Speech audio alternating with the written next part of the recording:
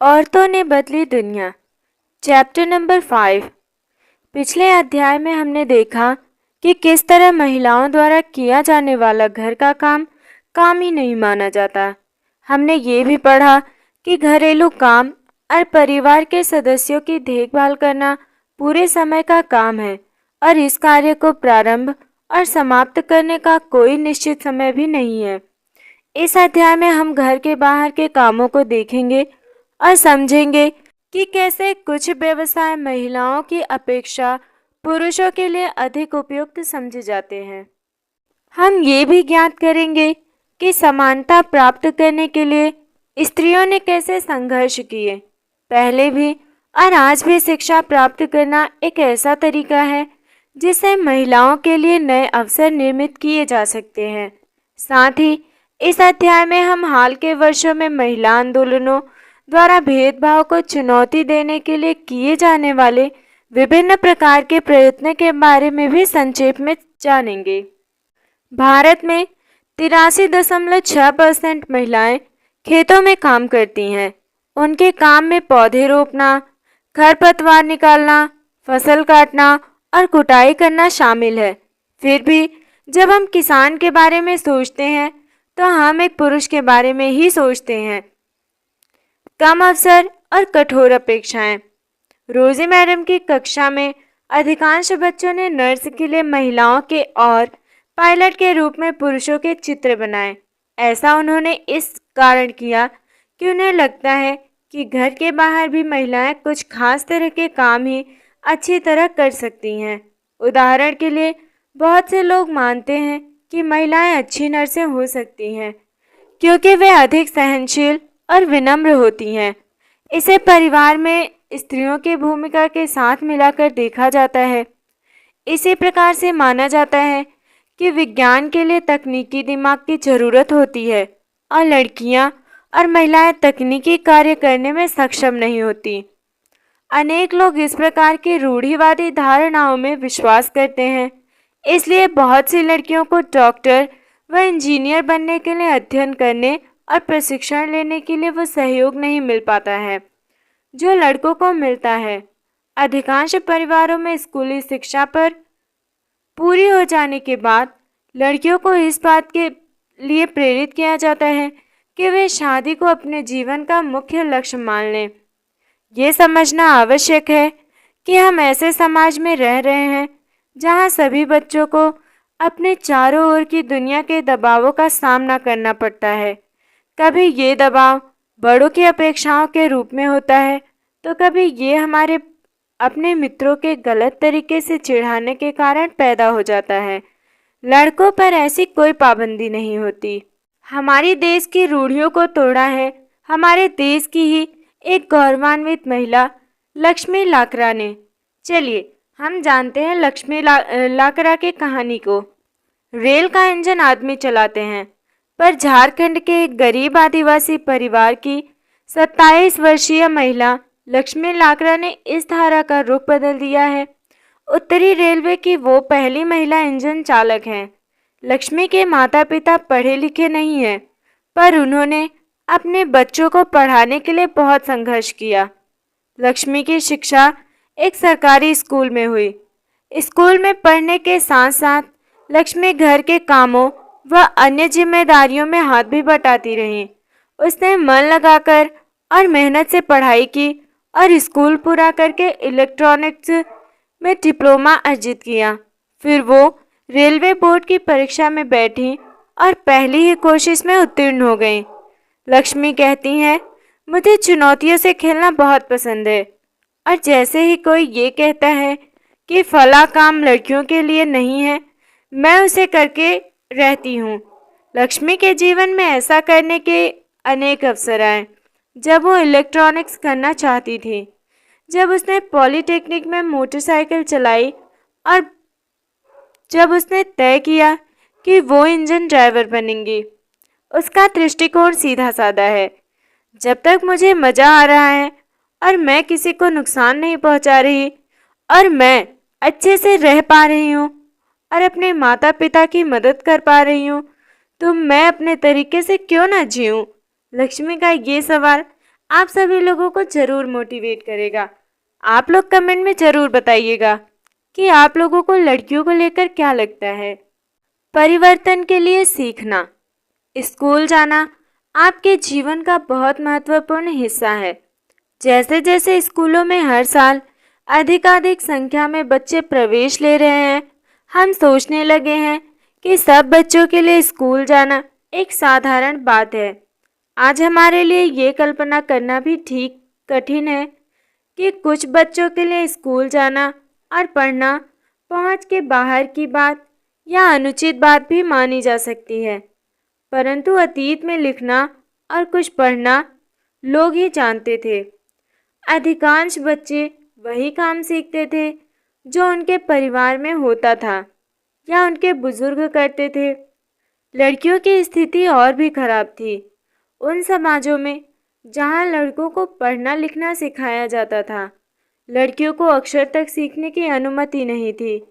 यहाँ तक कि उन परिवारों में भी जहाँ कुम्हारी, बुनकरी अर्थात वस्त्र बुनने वाले और हस्तकला सिखाई जाती थी, ये धारणा थी कि लड़कियों और औरतों का काम केवल सहायता करने तक ही सीमित है। उदाहरण के लिए, कुम्हार के व्यवसाय में स्त्रियां मिट्टी एकत्र करती थी और बर्तन बनाने के लिए उसे तैयार करती थी। चूँकि वे चाक नहीं चलाती थी, इसलिए उन्हें कुम्हार नहीं माना जाता था। 19वीं शताब्दी में लगभग 200 वर्ष पूर्व शिक्षा के बारे में कई नए विचार ने जन्म लिया। विद्यालय अधिक प्रचलन में आ गए और वे समाज जिन्होंने स्वयं कभी पढ़ना लिखना नहीं सीखा था, अपने बच्चों को स्कूल भेजने लगे। तब भी लड़कियों की शिक्षा को लेकर बहुत विरोध हुआ। इसके बावजूद बहुत सी स्त्रियों और पुरुषों ने बालिकाओं के लिए स्कूल खोलने के प्रयत्न किए। स्त्रियों ने पढ़ना लिखना सीखने के लिए संघर्ष किया। आइए हम राजसुंदरी देवी 1800 से 1890 के बीच की थी, उनका अनुभव पढ़ें, जो 200 वर्ष पूर्व पश्चिमी बंगाल में पैदा हुई थी। 60 वर्ष की अवस्था में उन्होंने बांग्ला भाषा में अपनी आत्मकथा लिखी। उनकी पुस्तक रमाबाई। उनकी पुस्तक आमार जीवन किसी भारतीय महिला द्वारा लिखित पहली आत्मकथा है। राजसुंदरी देवी एक धनवान जमींदार परिवार की गृहिणी थी। उस समय लोगों का विश्वास था कि यदि लड़की लिखती पढ़ती है तो वो पति के लिए दुर्भाग्य लाती है और विधवा हो जाती है। इसके बावजूद उन्होंने अपने शादी के बहुत समय बाद स्वयं ही छुप छुप कर लिखना पढ़ना सीखा। मैं अत्यंत सवेरे ही काम करना शुरू कर देती थी और उधर आधी रात हो जाने के बाद भी काम में लगी रहती थी। बीच में भी विश्राम नहीं होता था। उस समय मैं केवल 14 वर्ष की थी। मेरे मन में एक अभिलाषा अपने पनपने लगी। मैं पढ़ना सीखूंगी और एक धार्मिक पांडुलिपि पढ़ूंगी। मैं अभागी थी। उन दिनों स्त्रियों को नहीं पढ़ाया जाता था। बाद में मैं स्वयं ही अपने विचारों का विरोध करने लगी। मुझे क्या हो गया है? स्त्रियां पढ़ती नहीं हैं, फिर मैं कैसे पढ़ सकती हूँ? फिर मुझे एक स्वप्न आया।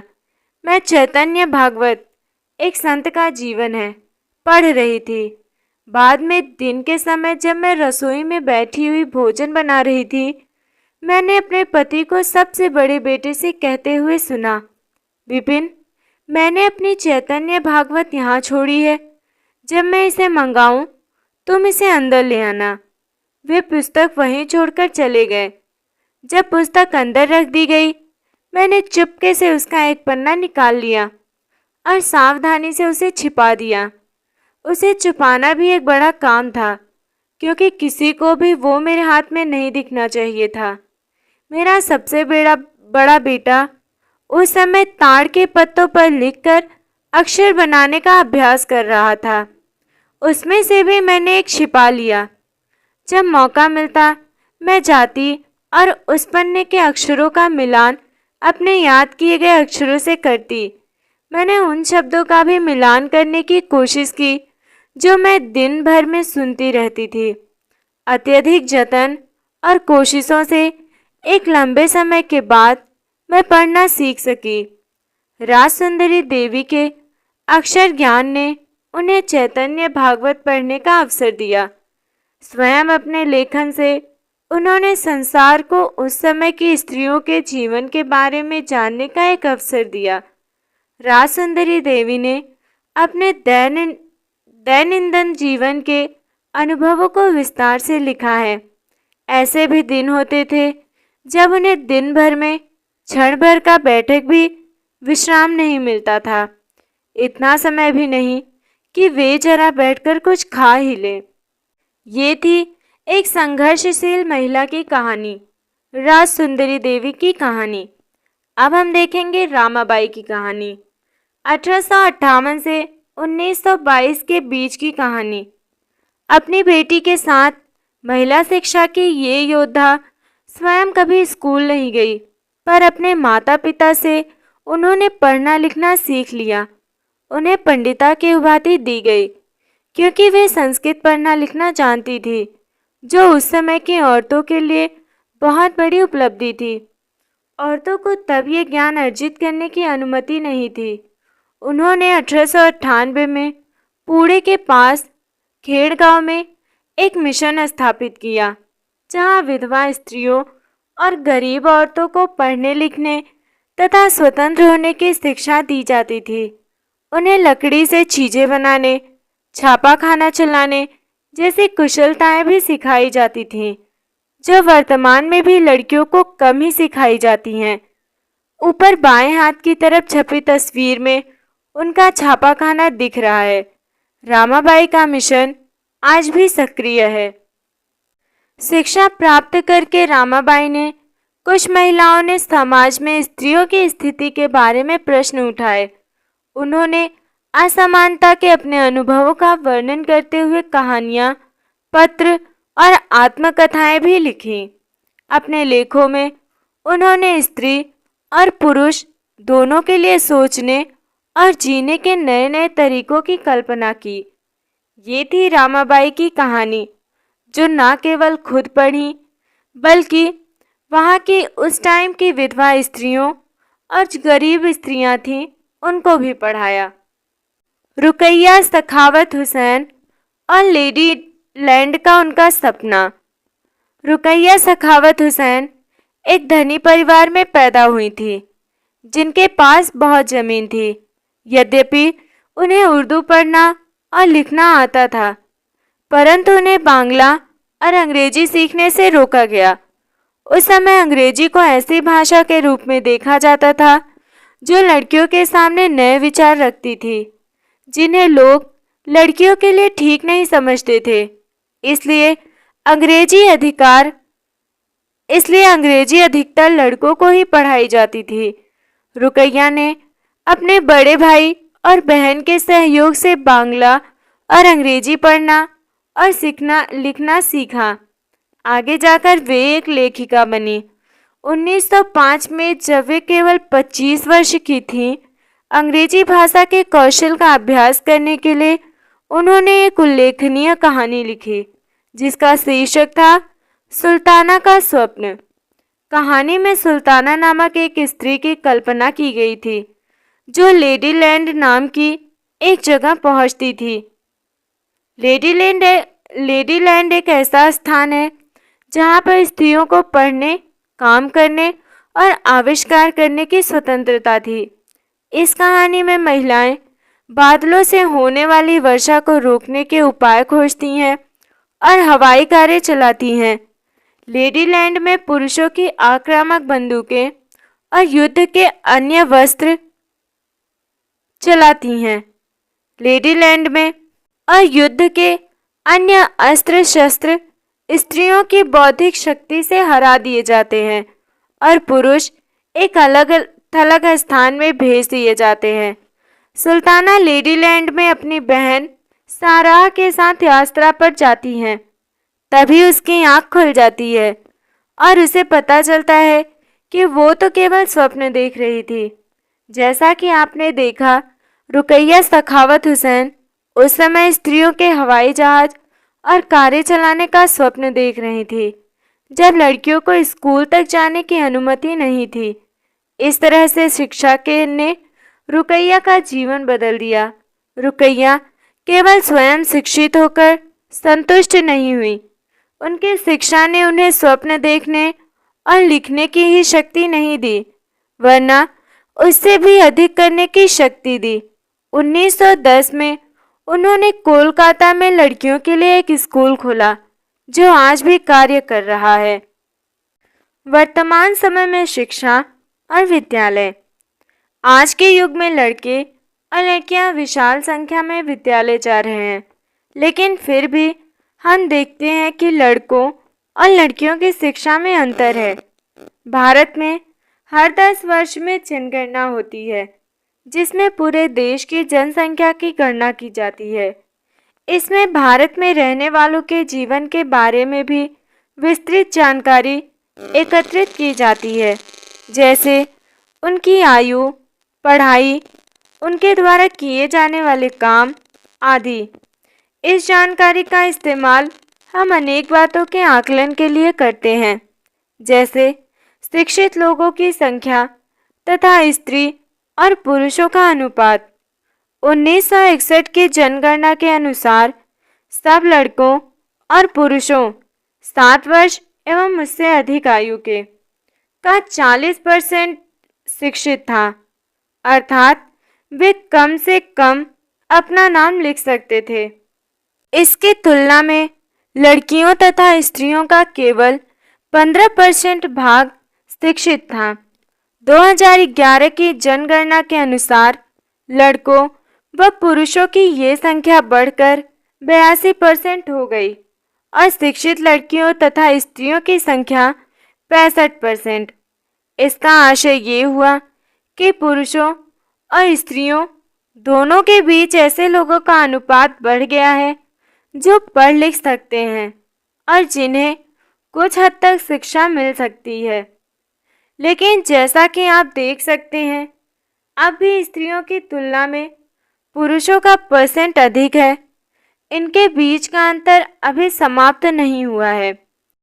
संभवतः आप सभी ने ये ध्यान दिया होगा कि सब लड़कियों की श्रेणी की तुलना में अनुसूचित जाति और जनजाति की लड़कियों के स्कूल छोड़ने की दर अधिक है। इसका अर्थ ये हुआ कि दलित व आदिवासी पृष्ठभूमि की लड़कियों के स्कूल में रहने की संभावना कम रहती है। वर्ष 2011 की जनगणना से ये भी पता चलता है कि दलित और आदिवासी लड़कियों की अपेक्षा मुस्लिम लड़कियों की प्राथमिक शिक्षा पूरी करने की संभावना और भी कम रहती है। मुस्लिम लड़कियां स्कूल में लगभग 3 वर्ष रह पाती हैं, जबकि अन्य समुदायों की लड़कियां स्कूल में 4 वर्ष का समय बिता पा रही हैं।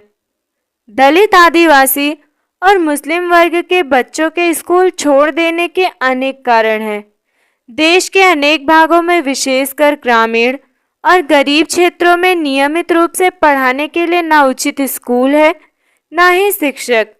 यदि विद्यालय घर के पास ना हो और लाने ले जाने के लिए किसी साधन जैसे बस या वैन आदि की व्यवस्था ना हो, तो अभिभावक लड़कियों को स्कूल नहीं भेजना चाहते। कुछ परिवार अत्यंत निर्धन होते हैं और अपने सब बच्चों को पढ़ाने का खर्चा नहीं उठा पाते हैं। ऐसी स्थिति में लड़कों को प्राथमिकता मिल सकती है। बहुत से बच्चे इसलिए भी स्कूल छोड़ देते हैं क्योंकि उनके साथ उनके शिक्षक और सहपाठी भेदभाव करते हैं। दोस्तों, रास सुंदरी देवी और रुकैया हुसैन, जिन्हें पढ़ने लिखने की अनुमति नहीं मिली थी, की स्थिति के विपरीत वर्तमान समय में भारत में बड़ी संख्या में लड़कियां स्कूल जा रही हैं। इसके बावजूद भी बहुत सी लड़कियां गरीबी, शिक्षण की सुविधाओं के अभाव और भेदभाव के कारण स्कूल जाना छोड़ देती हैं। सभी समाजों और वर्गों की पृष्ठभूमि वाले बच्चों को शिक्षण की समान सुविधाएं प्रदान करना विशेषकर लड़कियों को आज भी भारत में एक चुनौती सा लगता है। महिला आंदोलन। अब महिलाओं और लड़कियों को पढ़ने का और स्कूल जाने का अधिकार है। अन्य क्षेत्र भी हैं, जैसे कानूनी सुधार, हिंसा और स्वास्थ्य, जहां लड़कियों और महिलाओं की स्थिति बेहतर हुई है। ये परिवर्तन अपने आप नहीं आए हैं। औरतों ने व्यक्तिगत स्तर पर और आपस में मिलकर इन परिवर्तनों के लिए संघर्ष किए हैं। इन संघर्षों को महिला आंदोलन कहा जाता है। देश के विभिन्न भागों से कई औरतें और कई महिला संगठन इस आंदोलन के हिस्से हैं। कई पुरुष भी महिला आंदोलन का समर्थन करते हैं। इस आंदोलन में जुटे लोगों की मेहनत, निष्ठा और उनकी विशेषताएं इसे एक बहुत ही जीवंत आंदोलन बनाती हैं। इसमें चेतना जागृत करने, भेदभाव का मुकाबला करने और न्याय हासिल करने के लिए भिन्न भिन्न रणनीतियों का उपयोग किया गया है। इन कुछ झलकियां आप यहाँ देख सकते हैं। भेदभाव और हिंसा के विरोध में अभियान चलाना महिला आंदोलन का एक महत्वपूर्ण हिस्सा है। अभियानों के फलस्वरूप नए कानून भी बने हैं। सन 2006 में एक कानून बना है जिसे घर के अंदर शारीरिक और मानसिक हिंसा को भोग रही औरतों को कानूनी सुरक्षा दी जा सके।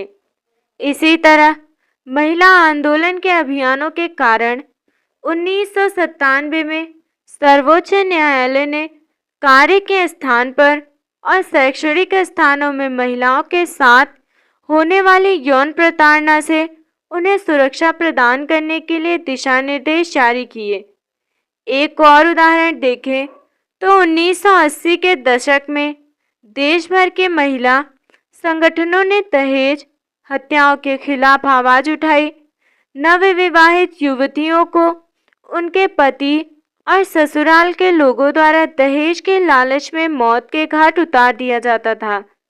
महिला संगठनों ने इस बात की कड़ी आलोचना करी कि कानून अपराधियों का कुछ नहीं कर पा रहा है। इस मुद्दे पर महिलाएं सड़कों पर निकल आईं।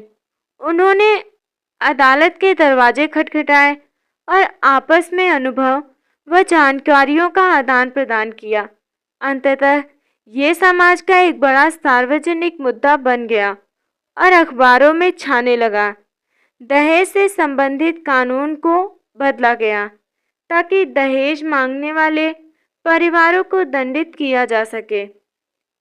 सत्या रानी महिला आंदोलनों की एक सक्रिय सदस्य दहेज के लिए मार दी गई।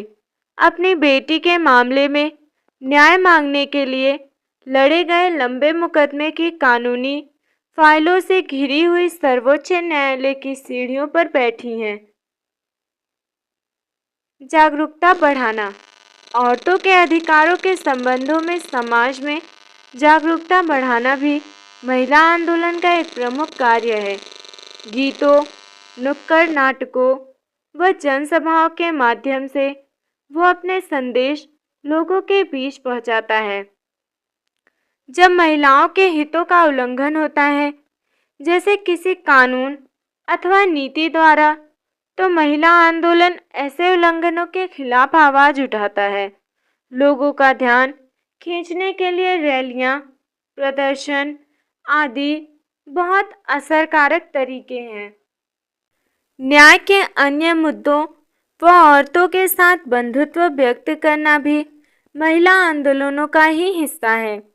8 मार्च अंतर्राष्ट्रीय महिला दिवस को दुनिया भर की औरतें अपने संघर्षों को ताज़ा करने और जश्न मनाने के लिए इकट्ठी होती हैं। हर साल 14 अगस्त को बाघा में भारत पाकिस्तान की सीमा पर हजारों लोग इकट्ठा होते हैं और एक सांस्कृतिक कार्यक्रम आयोजित करते हैं। रूढ़िवादी धारणा का शब्द से हमारा क्या तात्पर्य है? जब हम विश्वास करने लगते हैं कि किसी विशेष धार्मिक, आर्थिक, क्षेत्रीय समूह के लोगों की कुछ निश्चित विशेषताएं होती ही हैं या वे केवल खास प्रकार का कार्य ही कर सकते हैं, तब रूढ़िवादी धारणाओं का जन्म होता है। जैसे इस पाठ में हमने देखा कि लड़कों और लड़कियों को अलग अलग विषय लेने के लिए कहा गया, कारण उनकी रुचि ना होकर उनका लड़का या लड़की होना था। रूढ़िवादी धारणाएं हमें लोगों को उनकी व्यक्तिगत विशिष्टताओं के साथ देखने से रोकती है। अब यहाँ भेदभाव शब्द का क्या तात्पर्य है? भेदभाव तब होता है जब हम लोगों के साथ समानता व आदर का व्यवहार नहीं करते। ये तब होता है जब व्यक्ति या संस्थाएं पूर्वाग्रहों से ग्रसित होती हैं। पूर्वाग्रह शब्द का अर्थ होता है कि जो धारणाएं हमने पहले से ही अपने दिमाग में किसी एक व्यक्ति के प्रति बना लिया हो या किसी एक स्थान के प्रति बना लिया हो कि ये चीज़ ऐसी है, ये इंसान ऐसा है, तो वो फिर हमारे सामने कितनी भी अस्पष्टता दे ले कि वो इंसान सही है, फिर भी हम उस बात को नहीं मानेंगे। जो विचार हमारे दिमाग में पहले से है उसी चीज़ को हम कहेंगे कि नहीं, यही सत्य है। इसी चीज़ को पूर्वाग्रह कहते हैं। भेदभाव तब होता है जब हम किसी के साथ अलग व्यवहार करते हैं या भेद करते हैं। उल्लंघन शब्द का क्या तात्पर्य है? जब कोई जबरदस्ती कानून तोड़ता है या खुले रूप से किसी का अपमान करता है, तब हम कह सकते हैं कि उसने उल्लंघन किया है। वहीं यौन प्रताड़ना का शब्द का क्या अर्थ है? इसका आशय औरतों की इच्छा के विरुद्ध उसके साथ यौन से जुड़ी शारीरिक या मौखिक हरकतें करने से है। दोस्तों, ये था हमारा चैप्टर नंबर 5। 10 बजे वीडियो अपलोडेड मिल जाएगा। उम्मीद करती हूँ आप सभी लोग स्वस्थ होंगे, मस्त होंगे और आप सभी लोगों की स्टडी एकदम बेहतरीन चल रही होगी। आप सभी का धन्यवाद।